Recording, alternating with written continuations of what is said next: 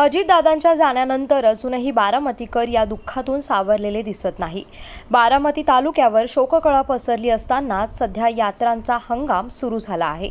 याच पार्श्वभूमीवर तालुक्यातील सर्व यात्रा साध्या आणि शांततेत साजरा करण्याचं आवाहन करण्यात आलं आहे। दिवंगत उपमुख्यमंत्री अजित पवार यांच्या निधनाला 1 महिना पूर्ण झाला आहे। त्यांच्या आठवणींनी संपूर्ण बारामती तालुका आजही व्यथित आहे। त्यामुळे यात्रा जत्रांच्या निमित्ताने होणाऱ्या मिरवणुका, फटाक्यांची आतिषबाजी तसंच विविध करमणुकीचे कार्यक्रम रद्द करून साधेपणाने धार्मिक विधी पार पाडावेत असं आवाहन करण्यात आलं आहे। जिल्हा परिषदेचे माजी अध्यक्ष विश्वास देवकाते आणि राष्ट्रवादी काँग्रेसचे तालुका अध्यक्ष संदीप बांदल यांनी संयुक्तपणे हे आवाहन केलं आहे।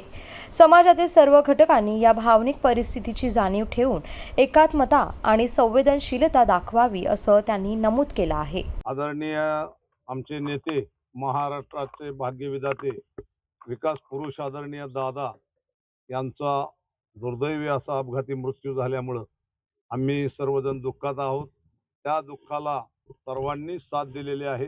तमाम महाराष्ट्रातल्या आणि पुणे जिल्ह्यातल्या आणि बारामती तालुक्यातल्या माझ्या ग्रामपंचायत बांधवांना, माझ्या कार्यकर्त्यांना आम्ही राष्ट्रवादी पक्षातर्फे आणि पुणे जिल्हा परिषदचा माजी अध्यक्ष त्यांचा छोटा कार्यकर्ता म्हणून आव्हान करतो की आपण सर्वांनी एकदम साध्या पद्धतीने यावेळेच्या यात्रा उत्सव साजरा कराव्यात।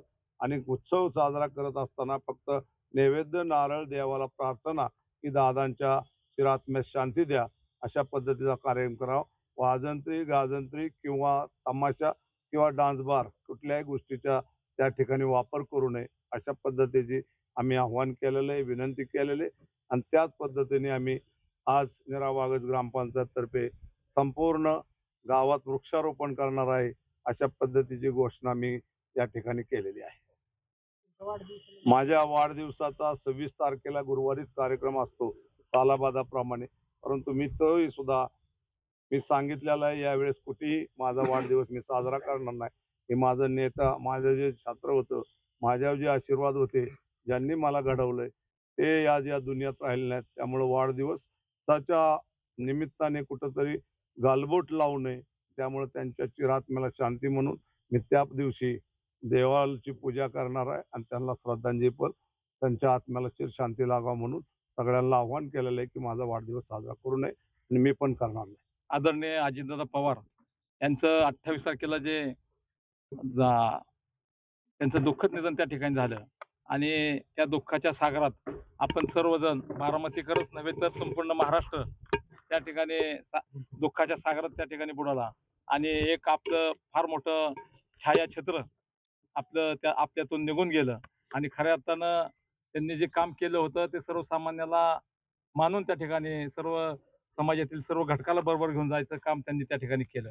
आणि खऱ्या अर्थानं त्यांच्या जाण्याने आपल्या बारामतीकरांवरती जो दुःखाचा डोंगर कोसळला आणि त्यातून आज आम्ही राष्ट्रवादी काँग्रेस पार्टीच्या वतीनं खऱ्या अर्थानं सर्व आमच्या तालुक्यातील सर्व ग्रामपंचायती असतील त्यांना आम्ही एक आव्हान त्या ठिकाणी केलेलं आहे की आपण ज्या आपल्या गावच्या ज्या यात्रा चालू झालेल्या आहेत तर त्या एकदम साध्या पद्धतीनं त्या ठिकाणी आपल्याला करायच्यात आणि आपण देवाचे जे कार्यक्रम आहेत ते त्या साध्या पद्धतीनं करून कुठलाही त्या ठिकाणी हे जे कार्यक्रम जे संगीत असतील किंवा बाकीचे काही कार्यक्रम असतील ते आपण कुठल्याही पद्धतीचं न करता ते आपल्या नेत्याला एक श्रद्धांजली म्हणून आपण त्या ठिकाणी एकदम साध्या पद्धतीनं कार्यक्रम करून ते करायचे असं आम्ही राष्ट्रवादी काँग्रेस पार्टीच्या वतीनं आम्ही सर्वांना आव्हान त्या ठिकाणी केलेलं आहे।